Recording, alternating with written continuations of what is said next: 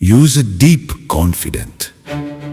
महाराष्ट्राच्या कानाकोपऱ्यातील प्रत्येक घडामोडींचं अचूक आणि निर्भीड प्रतिबिंब. ताज्या राजकारणाच्या बातम्या, शिक्षणातील बदल, गुन्हेगारीवर करडी नजर.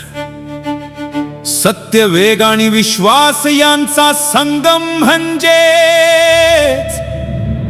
अजिंक्य महाराष्ट्र न्यूज.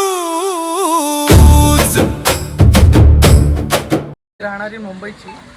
मी लग्नाला बुराणपूरला आली.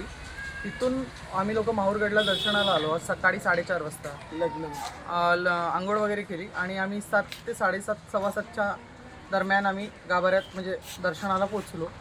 आणि तिथे दर्शन एकदा झालं आमचं. मग आम्ही परत गेलो ते अजून एकदा दर्शन करूया. तिथे खाली होतं मंदिर. आम्ही बसलो 2 मिनटं आणि जेव्हा माणसं यायला लागली तर आम्ही पटकन दर्शन घेऊन बाहेर निघायला लागलो. एक मागून लेडीज आईच्या म्हणजे ते कॅमेऱ्यात आम्हाला दिसलं. तेव्हा तर समजलं नाही जे झालं ते.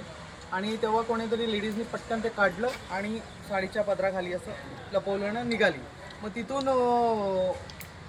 काय ना नाही महादेव मुंडे त्यांना आम्ही कंप्लेंट केली की तुम्ही पटकन आता काहीतरी करा. तर ते बोलले की आमचा ऑपरेटर 1 तास लागेल त्याला यायला. बिमार आहे तो अजून आलेला नाही. त्यांनी 1 तासानंतर त्यांचा ऑपरेटर आला आणि त्यांनी ते बघितलं. ते कॅमेरा आम्हाला दाखवले. मग त्यांनी सांगितलं ठीक आहे तुम्ही ना पोलीस स्टेशनला जावा. 3 किलोमीटर अंतरावर पोलीस स्टेशन आहे आणि तिथे तुमची नोंद करा.